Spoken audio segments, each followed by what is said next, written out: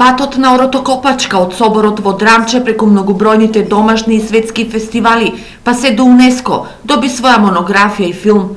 Авторот на монографијата Димитар Узунски, познатиот делчевски фолклорист кој 58 години ја води Копачката на фолклорната сцена, своите спомени, стари фотографии, згоди и незгоди, ги преточи во првата монографија за Копачката.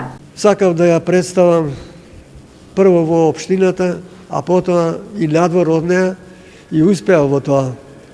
За сите настапи водев своји забелешки, собирав фото и видео материјали и тоа беше доволен знак да еден ден се зафатам со пишување на монографијата. Промоцијата на монографијата и на документарниот филм е по повод 2 годишнината од впишувањето на Копачката во УНЕСКО, документи кои остануваат на идните генерации. Представува неговото лично видување, неговиот животен пат, неговото запознавање со Копачката и до ден денешен тоа на што го поминува со неа.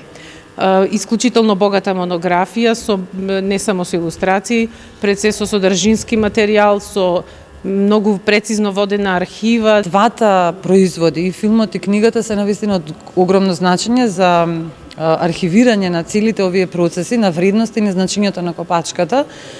Особено од еден апликативен и научен аспект, нас не е многу драго што ова се случува. Копачката сега е пред предизвикот да се докаже одржливоста на орото. Всушност ќе истражуваме Копачката како се играла на соборите во Пијанец и имаме веќе некои сознанија дека има модификации и различни варијанти, тоа ќе го истражиме, ќе го ставиме на хартиена во каталог.